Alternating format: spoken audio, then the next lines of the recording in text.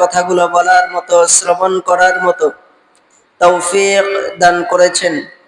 এজন্য সে মহান রব্বে করিমের দরগাহে অন্তরের অন্তরস্থল থেকে হৃদয়ের সমস্ত ভালোবাসাটুকু উজাড় করে দিয়ে, কণ্ঠকে উজাড় করে দিয়ে বিনয় অবনত চিত্রে শুকরিয়া জ্ঞাপন করছি। সকলেই বলছি আলহামদুলিল্লাহ। অতঃপর লক্ষ কোটি দরুদ আর সালাম বর্ষিত হোক সেই মহামানবের উপরে, যে মহামানবের ভালোবাসায় রব্বে করিম আসমান, জমিন, চন্দ্র, সূর্য, নক্ষত্র, গাছপালা, তরলতা, খাল, বিল, নদী নালা দিয়ে এ মায়ার ভুবনটাকে এত সুন্দর করে সাজিয়েছেন। যে মহামানবের ভালোবাসায় গর্তের পিপিলিকা থেকে সমুদ্রের মৎস্য পর্যন্ত 18,000 মখলুকাত দরুদ আর সালাম প্রেরণ করে থাকেন। যে মহামানবের ভালোবাসায় আসমান জমিনের অসংখ্য অগণিত রহমতের ফেরেশতারা দরুদ আর সালাম প্রেরণ করে থাকেন।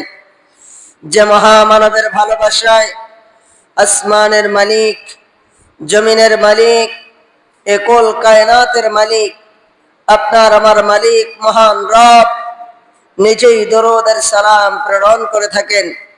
সেই মহামানবের উপরে দিলের সমস্ত ভালোবাসাটুকু উজাড় করে দিয়ে দরুদ আর সালাম প্রেরণ করছি। সকলেই বলছি সাল্লাল্লাহু আলাইহি ওয়াসাল্লাম। সম্মানিত মুআজ্জাজ মুহতারাম, রব্বে করিমের মহাগ্রন্থ ইসে-বাণী কালামে পাক থেকে ছোট্ট এক টুকরা আয়াতে কারিমার বিশেষ একটি অংশ তেলাওয়াত করেছি। এই আয়াতকে সামনে রেখে সংক্ষিপ্ত কিছু আলোচনা করার নিয়ত করেছি।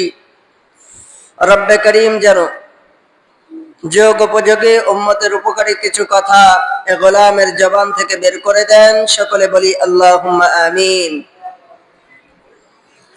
সম্মানিত হাজিরিন, আমরা বিগত কয়েক জুমা ঈমান এবং নামাজ সম্পর্কে আলোচনা করতেছিলাম। আজকে আমরা এমন একটা প্রেক্ষাপট নিয়ে কথা বলবো যে প্রেক্ষাপটটা আমাদের খুবই জরুরি এবং গুরুত্বপূর্ণ। আমরা আল্লাহ পাক রব্বুল আলামিনের কাছ থেকে এ দুনিয়ার জমিনে ওয়াদাবদ্ধ হয়ে এসেছি। আল্লাহ তাআলা আমাদেরকে যে পাঠিয়েছেন, আমাদের কাছ থেকে ওয়াদা নিয়ে পাঠিয়েছেন। আল্লাহ পাক রব্বুল আলামিন রূহের জগতে আমরা যখন আলমে আরহার ভিতরে ছিলাম, অর্থাৎ রূহের জগতে ছিলাম,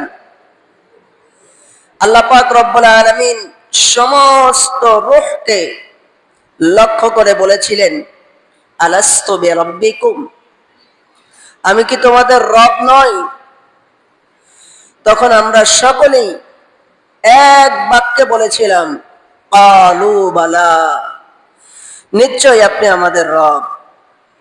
এই ক্বালু বালা যে বর্তমানে হিন্দু, বৌদ্ধ, খ্রিস্টান, নাস্তিক, মুরতাদ, যে যেই দলের, যে যেই মতের, যে যেই ধর্মের থাক না কেন, সকলেই সেদিন বলেছিলেন, হ্যাঁ আপনি আমাদের রব।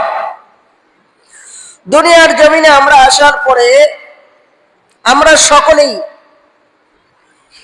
যখন বুঝতে শিখেছি, তখন আমরা সকলেই নিজেদেরকে ঈমানদার বলে দাবি করি। কেননা আমরা জবানে পড়েছি লা ইলাহা ইল্লাল্লাহু মুহাম্মাদুর রাসূলুল্লাহ সাল্লাল্লাহু আলাইহি ওয়াসাল্লাম। জবানে যখন আমরা এই কালেমা পাঠ করেছি, তখন থেকেই আমরা নিজেদেরকে ঈমানদার বলে দাবি করি। আর আল্লাহ পাক রব্বুল আলামিন জান্নাতে যাওয়ার শর্ত হিসেবে যতগুলি শর্ত আল্লাহ পাক কোরআনুল কারীমে নাজিল করেছেন, প্রতিটা জায়গায় আল্লাহ পাক রব্বুল আলামিন এক নাম্বার শর্ত হিসেবে ঈমানের কথা বলেছেন। যেমন আল্লাহ পাক রব্বুল আলামিন বলেন ইন্নাল্লাযীনা আমানু ওয়া আমিলুস সালিহাত কানাত লাহুম জান্নাতুল ফিরদাউসি নুজুলা। এখানেও আল্লাহ পাক রব্বুল আলামিন এক নাম্বার শর্ত দিয়েছেন ঈমান, দুই নাম্বার শর্ত দিয়েছেন নেক আমল। আল্লাহ পাক রব্বুল আলামিন সূরাতুল আসরের ভিতরে ইল্লাল্লাযীনা আমানু ওয়া আমিলুস সালিহাত, এখানে যে চারটা গুণের কথা বলেছেন, সর্বপ্রথম গুণ বলেছেন ইল্লাল্লাযীনা আমানু, ঈমানের শর্ত দিয়েছেন। আল্লাহ পাক রব্বুল আলামিন দুনিয়া থেকে আপনি আমি যে বিদায় নিব, এই বিদায় নেওয়ার আগেও আল্লাহ পাক রব্বুল আলামিন আপনাকে আর আমাকে ঈমানের শর্ত দিয়েছেন। মালিক বলেন ইয়া আইয়ুহাল্লাযীনা আমানু তাকুল্লাহ হাক্কা তুকাতিহি ওয়া লা তামুতুন্না ইল্লা ওয়া আনতুম মুসলিমুন। আপনার আমার মালিক মহান রব তার মধু মিশ্রিত কণ্ঠে, মায়া আর ভালোবাসা ভরা কণ্ঠে দরদ মাখা শব্দ দিয়ে ডাক দিয়ে বলেন ইয়া আইয়ুহাল্লাযীনা আমানু তাকুল্লাহ, হে আমার ঈমানদারগণ তোমরা আমাকে ভয় করো।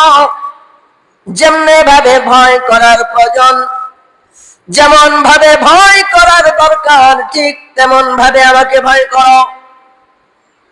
ওয়ালা তামুতুন্না ইল্লা ওয়া আনতুম মুসলিমুন। আর সাবধান সাবধান সাবধান, প্রকৃত মুসলমান না হয়ে কবর জগতের দিকে পাড়া দিও না। আল্লাহু আকবার কাবীরা।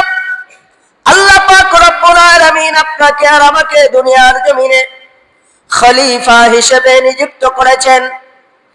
আল্লাহ পাক রব্বুল আলামিন আপনাকে আর আমাকে দুনিয়ার দাসত্ব করার জন্য, দুনিয়ার মোহে পড়ে, দুনিয়ার ভালোবাসায় পড়ে, টাকা পয়সার মোহে পড়ে দুনিয়ার গোলামি করার জন্য আল্লাহ পাক আপনাকে আর আমাকে পাঠান নাই। আল্লাহ পাক রব্বুল আলামিন আপনাকে আর আমাকে দুনিয়ার জমিনে খলিফা হিসেবে নিযুক্ত করেছেন। শুধু তাই নয়, আল্লাহ পাক রব্বুল আলামিন আপনার আমার প্যারা হাবিবের আগে যত নবী রাসূল দুনিয়ার জমিনে প্রেরণ করেছিলেন, নবীদের যত সাহাবা, যত উম্মত দুনিয়ার জমিনে প্রেরণ করেছিলেন, আল্লাহ পাক রব্বুল আলামিন কোন নবীর উম্মতদেরকে নবীর রেখে যাওয়া কাজের দায়িত্ব দেন নাই। নবী চলে গেছেন দুনিয়া থেকে, নবীর সমস্ত কাজগুলো স্থগিত হয়ে গেছে। নবী দুনিয়া থেকে বিদায় নিয়েছে, নবীর রেখে যাওয়া কাজগুলো সেখানেই স্থগিত হয়ে গেছে। নবীর কোন উম্মতেরা নবীর দায়িত্বে সেই কাজ পালন করে নাই। কিন্তু আল্লাহ পাক রব্বুল আলামিন আপনাকে আর আমাকে এমন এক নবীর উম্মত বানিয়ে দুনিয়ার জমিনে পাঠিয়েছেন, যেই নবী এখান থেকে ১৫০০ বছর আগে আপনার আমার কাছ থেকে বিদায় নিয়েছে। কিন্তু আল্লাহর রাসূলের রেখে যাওয়া প্রতিটা কাজ আল্লাহ পাক রব্বুল আলামিন আপনার আমার কাঁধের উপরে চাপিয়ে দিয়েছেন। আল্লাহর রাসূল যেভাবে দ্বীনের কাজ করে গেছেন, আল্লাহর রাসূলের তার জিন্দেগিতে যেভাবে দ্বীনের ঝান্ডাকে উঁচু করে ধরেছেন, আল্লাহ পাক রব্বুল আলামিন আপনাকে আর আমাকেও ওই দায়িত্ব দিয়ে দুনিয়ার জমিনে পাঠিয়েছেন। অর্থাৎ অন্য নবী রাসূলের যে দায়িত্ব আল্লাহ পাক রব্বুল আলামিন দিয়েছিলেন, তার উম্মতদেরকে এই দায়িত্ব দেন নাই। আপনাকে আর আমাকে আল্লাহ পাক রব্বুল আলামিন আমার প্যারা হাবিবকে যেই দায়িত্ব দিয়েছিলেন, যেই কাজ দিয়েছিলেন, সেই কাজ আর সেই দায়িত্বগুলো আপনাকে আর আমাকে মৃত্যুর আগ পর্যন্ত আপনার আমার কাঁধের উপরে আল্লাহ পাক চাপিয়ে দিয়েছেন।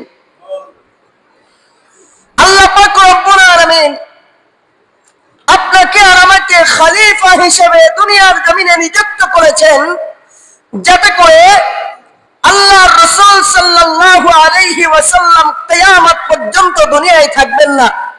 আল্লাহর রাসূল সাল্লাল্লাহু আলাইহি ওয়াসাল্লাম দুনিয়া থেকে বিদায় নেবে।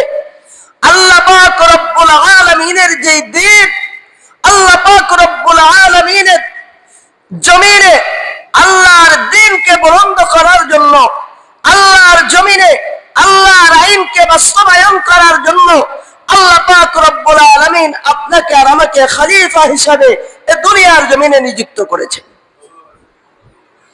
এখন আসেন, আমরা যারা আমাদের নিজেদেরকে ঈমানদার বলে দাবি করি, নিজেদেরকে ঈমানদার বলে দাবি করি, নামাজ পড়ার নাম ঈমানদার নয়, রোজা রাখার নাম ঈমানদার নয়, হজ করার নাম ঈমানদার নয়। এক কথায় আল্লাহ পাক রব্বুল আলামিনের সমস্ত আদেশ এবং নিষেধগুলোকে নিজের জীবনে বাস্তবায়ন করার নামই হচ্ছে ঈমানদার। যেমন আল্লাহর রাসূল সাল্লাল্লাহু আলাইহি ওয়াসাল্লামের সাহাবা আজমাইন গুলোর দিকে তাকায় দেখেন, যখন মিসওয়াক করার প্রয়োজন মিসওয়াক করেছে, মিষ্টি খাওয়ার প্রয়োজন মিষ্টি খেয়েছে, ভালোবাসার প্রয়োজন ভালোবেসেছে, কোলাকুলির প্রয়োজন কোলাকুলি করেছে। আবার যখন দিনের সাথে আল্লাহর জমিনে আল্লাহর দ্বীনকে বাস্তবায়ন করার প্রয়োজনে অস্ত্র হাতে নেওয়ার প্রয়োজন হয়েছে, সাথে সাথে খোলা তরবারি নিয়ে আল্লাহর জমিনে ঝাঁপিয়ে পড়েছে। অতএব যখন আমাদের সামনে মিষ্টি খাওয়ার প্রয়োজন, আমাদেরকে মিষ্টি খেতে হবে। যখন ভালোবাসার প্রয়োজন ভালোবাসতে হবে। আল্লাহর জমিনে আল্লাহর দ্বীনকে বুলন্দ করার জন্য, আল্লাহর জমিনে আল্লাহর দ্বীনকে বাস্তবায়ন করার জন্য যদি অস্ত্র হাতে নেওয়ার প্রয়োজন হয়, ঈমানদার বিন্দু পরিমাণ দেরি করবে না, সাথে সাথে খোলা তরবারি হাতে নিয়ে আল্লাহর জমিনে ঝাঁপিয়ে পড়বে। ইসলাম আপনার আমার কাছে হাসতে হাসতে ইসলাম আসে নাই, খেলতে খেলতে ইসলাম আসে নাই। যত সহজ ভাবে আপনি আর আমি ইসলাম পেয়েছি, আপনি আর আমি যেমনে ভাবে বাবাই মুসলমান, দাদাই মুসলমান, পূর্বপুরুষ মুসলমান, এই সূত্রে মুসলমানিত্ব পেয়েছি, ঈমানদারিত্ব পেয়েছি। এই মুসলমানিত্ব, এই ঈমানদারিত্ব, এই ঈমান, এই দ্বীন আল্লাহ পাক রব্বুল আলামিন এমনি এমনি আপনার আমার কাছে পৌঁছায় দেন নাই। আল্লাহর রাসূল সাল্লাল্লাহু আলাইহি ওয়াসাল্লাম থেকে শুরু করে লক্ষাধিক সাহাবা আজমাইনের বুকের তাজা রক্তের উপর দিয়ে আল্লাহ পাক রব্বুল আলামিন আপনার আমার পর্যন্ত এই দ্বীনকে পৌঁছে দিয়েছেন, ইসলামকে পৌঁছে দিয়েছেন। ইসলাম এত সহজে আপনার আমার কাছে আসে নাই। কিন্তু দুঃখজনক হলেও সত্য, আজকে আমাদের সামনে সেই ইসলামকে বিলুপ্ত করে দেওয়া হচ্ছে, আমাদের সামনে সেই দ্বীনকে মিটিয়ে দেওয়া হচ্ছে, সেই দ্বীনকে হাসি ঠাট্টার পাত্র বানানো হচ্ছে। আমি নিজেকে ঈমানদার বলে দাবি করি, কিন্তু আমার ভিতরে বিন্দু পরিমাণ সেই রিয়া আর রিয়াকশন নাই যে আমার দ্বীনকে আমার সামনে ছোট করা হচ্ছে। আল্লাহর রাসূল সাল্লাল্লাহু আলাইহি ওয়াসাল্লাম আপনাকে আর আমাকে ঈমান মাফার জন্য একটি হাদিস নিয়ে গেছেন। দোস্ত, আপনার আমার ঈমান কতটুকু আছে, আপনার আমার ঈমান কতটুকু মজবুত আছে, এটা মাপার জন্য, এটার পরিমাপ করার জন্য আল্লাহর হাবিব সাল্লাল্লাহু আলাইহি ওয়াসাল্লাম আপনার আমার কাছে হাদিস পৌঁছে দিয়েছেন। আল্লাহর রাসূল সাল্লাল্লাহু আলাইহি ওয়াসাল্লাম বলেন, ও আমার সাহাবারা রে, তোমরা তোমাদের ঈমান কিভাবে পরিমাপ করবে?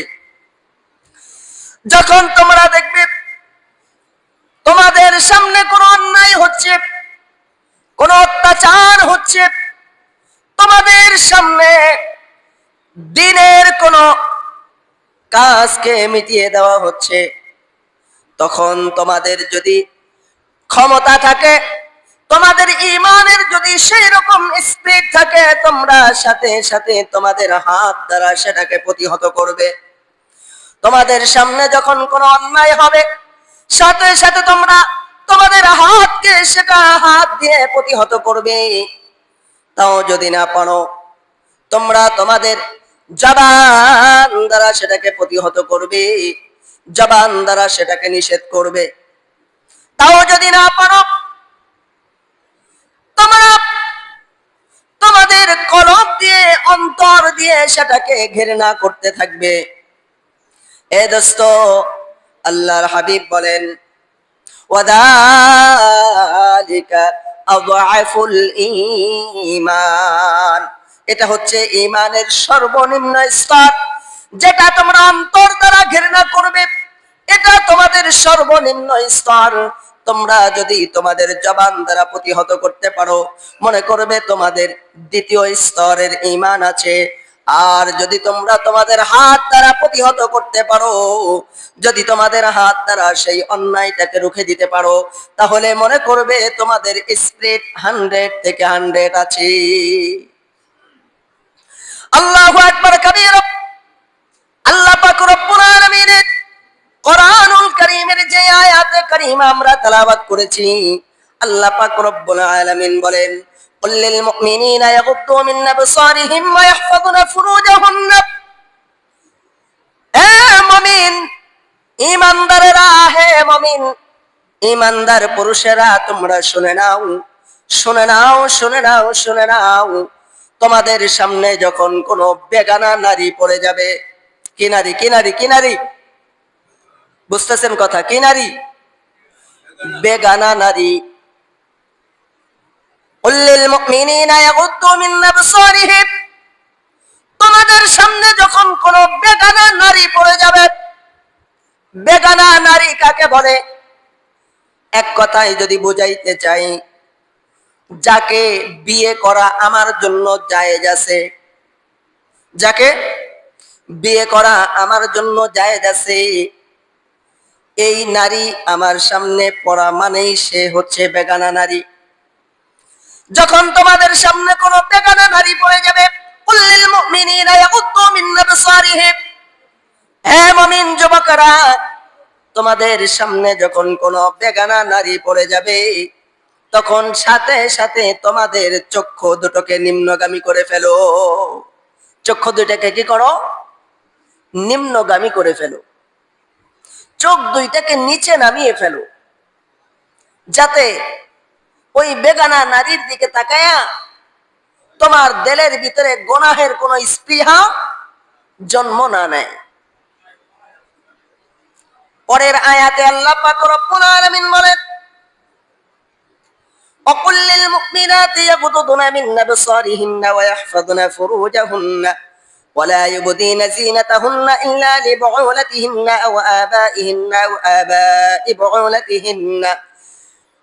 বিশাল লম্বা আয়াতে আল্লাহ পাক রব্বুল আলামিন মুমিন নারীগুলোকে বলতেছেন, হে মুমিন নারী, যখন তোমাদের সামনে কোনো বেগানা পুরুষ পড়ে যায়, যখন তোমাদের সামনে কোনো বেগানা পুরুষ পড়ে যায়, সাথে সাথে তোমাদের চক্ষু দুইটাকে নিম্নগামী করে ফেলো।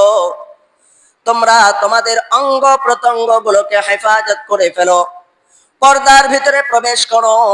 আল্লাহ পাক রব্বুল আলামিন এই আয়াতে কারিমার ভিতরে বিস্তারিত আলোচনা করেছেন কোন কোন পুরুষের সামনে যাইতে পারবে। وقل للمؤمنات يغضضن من أبصارهن ويحفظن فروجهن ولا يبدين زينتهن إلا لبعولتهن أو آبائهن أو آباء بعولتهن أو أبنائهن أو أبناء بعولتهن أو إخوانهن أو بني أخواتهن أو نسائهن أو ما ملكت أيمانهن أو التابعين غير أولي الإربة من الرجال। বিস্তারিত আলোচনা আল্লাহ পাক রব্বুল আলামিন এখানে করেছেন। সেদিকে যাব না। আমার আলোচনার মূল বিষয়বস্তু হচ্ছে আল্লাহ পাক রব্বুল আলামিন যেই নারীকে বেগানা পুরুষ থেকে হেফাজত করেছেন, যেই পুরুষকে বেগানা নারী থেকে হেফাজত করেছেন, বর্তমান জামানার ভিতরে সেই নারী আর সেই পুরুষের ভিতরে একত্রিত করার জন্য এক ধরনের নাস্তিক আর মুরতাদরা উঠে পড়ে লেগেছে। ঠিক না? ঠিক না? স্টপ। ঈমানের স্পৃহা কতটুকু আছে আমার এই সোনার বাংলার ভিতরে?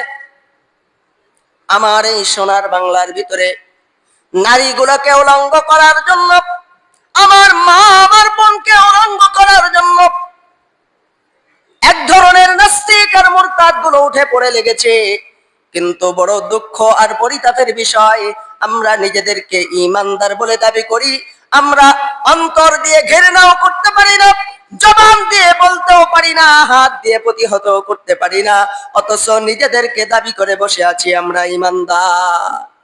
আল্লাহর রাসূল বলেন, তোমার ঈমানের স্পৃহা তুমি নিজেই মেপে নাও। তোমার সামনে যখন কোন অন্যায় হবে, তোমার সামনে দ্বীনকে মিটিয়ে দিতে চাইবে, তোমার সামনে কোরআন বিরোধী আইন বাস্তবায়ন হতে থাকবে, আর তোমার অন্তরের ভিতরে আঘাত লাগবে না, জবান দিয়ে বলতে পারবে না, হাত দ্বারা প্রতিহত করতে পারবে না, বুঝে নাও, বুঝে নাও, বুঝে নাও, তোমার ঈমানের মাপকাঠি 0%। ঈমানের মাপকাঠি 0%। সম্মানিত হাজিরিন, আমাদের এই মেম্বার থেকে কোনোদিন রাজনৈতিক আলোচনা হয় না, রাজনৈতিক কোন আলোচনা আমাদের মেম্বার থেকে হয় না। কিন্তু বড় দুঃখ আর পরিতাপের বিষয় হচ্ছে, রাজনীতি নিয়ে আমাদের মাথা ব্যথা নাই, কিন্তু যখন দেশের ভিতরে কোরআন এবং হাদিসের বাহিরে কোন আইন প্রণয়ন হতে থাকবে, তখন কোন মেম্বার থেকে কোন ইমাম কোন খতিব বসে থাকতে পারে না, কোন ইমানদার বসে থাকতে পারে না। আমার দেশের ভিতরে বর্তমান যে আইনটা নিয়ে উঠে পড়ে লেগেছে, আপনারা যারা সোশ্যাল মিডিয়া চালান আপনারা সকলেই জানেন, যেই নারী প্রণয়ন করার জন্য আমাদের বর্তমান সরকার ডক্টর ইউনূস সাহেব যেই নারী প্রণয়নের নামে আমাদের মা বোনদেরকে উলঙ্গ করার একটা পায়তারা চালাচ্ছে, এ পায়তারা বাংলার মুসলমান কোনদিন সফল হতে দিবে না ইনশাআল্লাহ। এদেশে কোন সরকার আছে এটা আমাদের দেখার বিষয় না, এদেশে আওয়ামী লীগ আছে না বিএনপি আছে না জামাত ইসলাম আছে নাকি ডক্টর ইউনূস আছে, এটা আমাদের দেখার বিষয় না। আমাদের দেখার বিষয় আমরা ঈমানদার, আমরা মুসলমান, আমাদের কোরআন এবং হাদিসের উপরে কেউ যদি আঘাত আনে, আমাদের কোরআন এবং হাদিসের আইনের ভিতরে যদি কেউ প্রণয়ন করতে চায়, সেটা বাংলার জমিনের মুসলমান কোনোদিন মেনে নিবে না। আজকে পশ্চিমাদের কালচার আমার দেশের ভিতরে ঢুকায়া আমার মা বোনগুলোকে উলঙ্গ করার জন্য যে পায়তারা চালানো হচ্ছে, এটা আমাদের সকলকে রুখে দিতে হবে ইনশাআল্লাহ। আমরা এক নম্বরে আমরা অন্তর থেকে ঘৃণা করেছি, এক নম্বরে আমরা অন্তর থেকে ঘৃণা করেছি যে এই আইন বাংলাদেশের জমিনে বাস্তবায়ন হতে দেওয়া যাবে না। 2 নাম্বার, জবান দিয়ে প্রতিহত করতেছি। সোশ্যাল মিডিয়া সহ তাম দুনিয়ার ভিতরে সকল উলামা ইকরাম একমত, যেই নারী প্রণয়নের নামে যে উলঙ্গ বেহায়াপনা অশ্লীলতা সরে দেওয়ার জন্য যে পায়তারা চালানো হচ্ছে, এটা বাস্তবায়ন করা সম্ভব হবে না। 3 নাম্বার, বাংলাদেশ হেফাজতে ইসলাম, চরমনাই পীর সাহেব, বাংলাদেশ জামাত ইসলাম, বাংলাদেশের ভিতরে যত উলামা ইকরাম আছে, যে যেই দলের হোক, যে যেই মতের হোক, যে যেই পথেরই হোক না কেন, সকলে একত্রিত হয়ে আগামী 3 মে বাংলাদেশের ঐতিহ্যবাহী এক স্থান সোহরাওয়ার্দী উদ্যানে সারা বাংলাদেশের উলামায়ে কেরাম একত্রিত হয়ে এটাকে আগামীকালকে আমরা জবান দ্বারা প্রতিহত করব। এরপরেও যদি কোন দল, কোন মত, কোন নাস্তিক, কোন মুরতাদ এই প্রণয়ন নতুন করে বাংলাদেশের আইনে বাস্তবায়ন করতে চায়, ইনশাআল্লাহ এটা হাত দ্বারা রুখে দেওয়ার মতো ক্ষমতা আমাদের আছে ইনশাআল্লাহ। সর্বপ্রথম বিষয় হচ্ছে, আমার বাংলার জমিনে যখন কোন দল বা কোন মত আমার কোরআন এবং আমার হাদিসের বাহিরে কোন আইন বাংলার জমিনে বাস্তবায়ন করার সিদ্ধান্ত নিবে, এই আইন 92% মুসলমানের দেশে বাস্তবায়ন হবে না। সম্মানিত হাজিরিন, আপনারা হয়তো অনেকেই জানেন না যে বিষয়টা নিয়ে আগামীকালকের এই বিশাল মহাসমাবেশ ডাকা হয়েছে।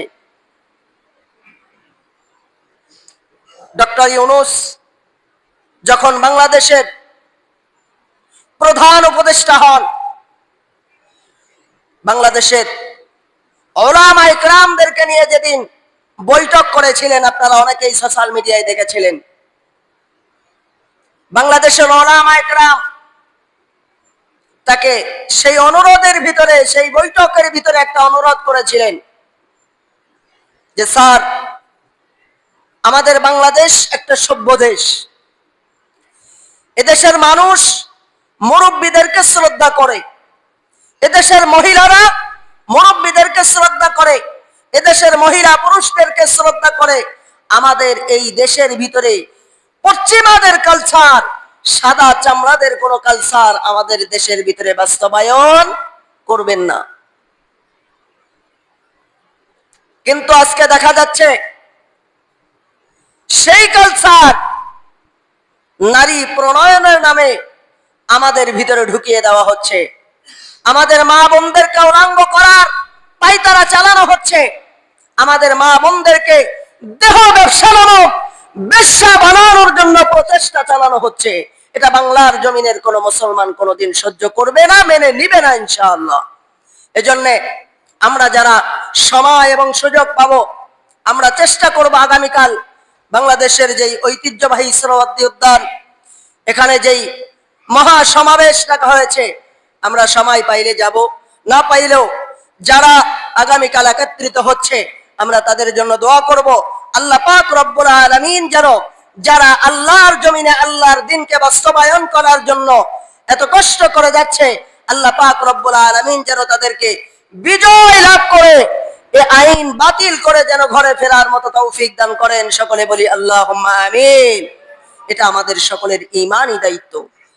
যখন আমার সামনে, আপনার সামনে কোরআন এবং হাদিসকে ছোট করে দিয়ে, কোরআনের আইনকে নিচে ফেলে যখন মানব রচিত কোন আইনকে উপরে ওঠানো হয়, আর আপনি আর আমি মুখ বুজে সহ্য করতে থাকি, তখন আপনার আমার ঈমানের ঘাটতি হতে থাকে, আল্লাহ তাআলার গজব নাজিল হতে থাকে, আল্লাহ তাআলার রহমত আমাদের উপর থেকে উঠে যাইতে থাকে।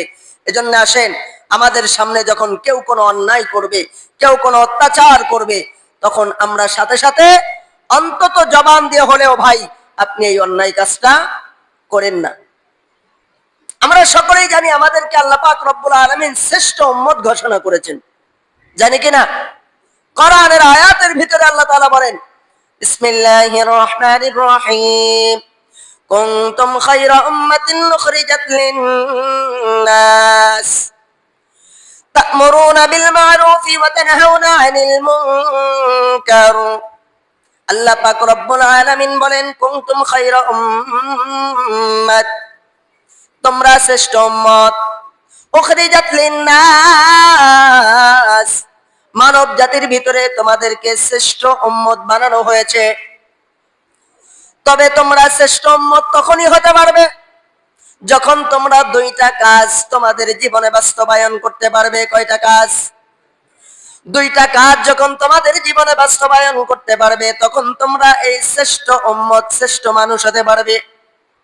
এক নাম্বার, কুনতুম খায়রা উম্মাতিন উখরিজাত লিন-নাস তা'মুরুনা বিল মা'রুফ। যখন নিজে সৎ কাজ করবে এবং অপরদেরকে সৎ কাজের আদেশ করবে। এক নাম্বার নিজে সৎ কাজ করবে, অন্যদেরকে সৎ কাজের জন্য আদেশ করবে। দুই নাম্বার তা'মুরুনা বিল মা'রুফি ওয়া তানহাউনা আনিল মুনকার, নিজে অন্যায় থেকে বাঁচবে, অপরকে অন্যায় কাজ থেকে বিরত রাখার চেষ্টা করবে। কয়টা কাজ? নিজে সৎ কাজ করবে এবং অন্যদেরকে সৎ কাজের আদেশ করবে। দুই নাম্বার নিজে অন্যায় থেকে বাঁচবে এবং অপরকেও অন্যায় কাজ থেকে বাঁচানোর চেষ্টা করবে। তখনই তোমরা কি হতে পারবে? কুনতুম খায়রা উম্মাতিন উখরিজাত লিন-নাস। এজন্য দোস্ত আসেন, আমরা চাই না কে ক্ষমতায় আসছে এটা আমাদের দেখার বিষয় না। আমরা আমাদের প্রাণের চেয়েও আমরা আমাদের কোরআনকে ভালোবাসি, আমাদের প্রাণের চেয়েও আমরা আল্লাহর রাসূলের হাদিসকে ভালোবাসি। অতএব আল্লাহর আইন